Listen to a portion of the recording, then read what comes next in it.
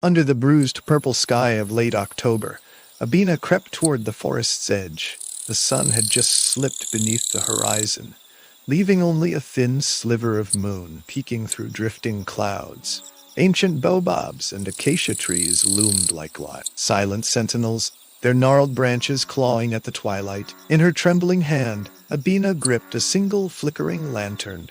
Each step on the dry, leaf-strewn path snapped like a gunshot in the still air.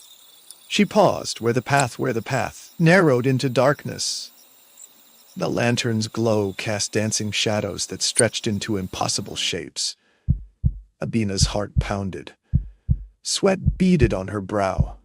Then, a soft, breathy voice, barely louder than the rustle of leaves, slithered through the trees. "Come closer." The words wrapped around her like icy tendrils. She spun, eyes wide, but saw only wavering dark, swallowed her throat dry, and took another hesitant step forward. Suddenly, shapes materialized at the forest's edge, dozens of childlike silhouettes, headless yet unmistakably human. They stood motionless, their outlines blurred, as though painted in shadow. A faint, high-pitched giggle bubbled up from the darkness, then cut off mid-sound. Abena's breath caught in her chest, summoning every ounce of courage. She lifted the lantern higher. The circle of light expanded just enough to reveal a single figure. A small girl, her form translucent, her face featureless. She lifted a pale hand and beckoned. Abena's lantern wobbled violently. In her panic, she dropped it. The lantern hit the ground with a crash against stone, and shards of glass scattered like crystalline tears. The flame flared in a sudden burst, illuminating dozens of tiny, hollow-eyed faces before they vanished into the gloom.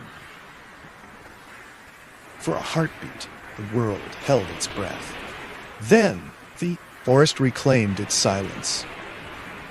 The only sound was Abena's ragged breathing, and the dying sputter of the lantern's flame. She backed away without taking her eyes off the darkness, every nerve screaming to run.